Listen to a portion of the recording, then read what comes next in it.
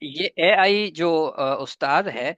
یہ کس نے بنایا؟ پہلے تو اس کے لوگوں کو یاد رکھیں کہ یہ ہے، اس کے علاوہ دوسرے اے آئی استاد کا ہم ذکر نہیں کر رہے، اگرچہ بہت سارے میدان میں اور بھی موجود ہیں تو ان کا بھی ہم تعارف کروائیں گے، بہت ہی مفید ہیں، لیکن فی الحال ہماری مراد یہ ہیں۔ یہ کس نے بنایا؟ چونکہ بہت سارے احباب پوچھ رہے ہیں، تو یہ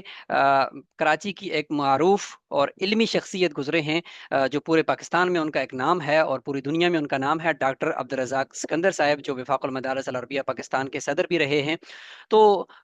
وہ چونکہ پچھلے چند سال پہلے ان کا انتقال ہو گیا تھا، ان کے جو صاحبزادے ہیں مفتی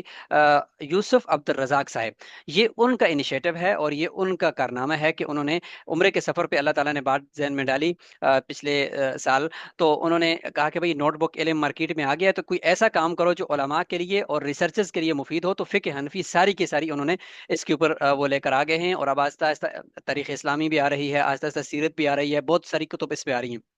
تو آج کی ویڈیو جو میں نے بنائی ہے اور کمنٹ میں اس کا لنک ہے، اس کا مطلب ہے کہ اس اے آئی استاد کو جب آپ نے جوائن کر لیا، اگرچہ جوائن کرنا بھی آپ سب اب آپ کے لیے لازمی ہے، تو جوائن کرنے کے بعد پھر آپ کو جو اس تک رسائی دی جاتی ہے، تو آپ نے اس کو استعمال کیسے کرنا ہے۔ نوٹ بک علم آپ کے سامنے کھلے گا کیسے، پرامپٹ کیسے دینا ہے، سلیکٹ کیسے کرنا ہے، سورس تک پہنچنا کیسے ہے، وہ سارا کچھ کمپلیٹ طریقہ جو ہے نا وہ میں نے اس ویڈیو کے اندر بتایا گیا ہے۔ جا کر اس ویڈیو کو دیکھ لیں اور اس پورے طریقے کو سمجھ لیں۔ شکریہ۔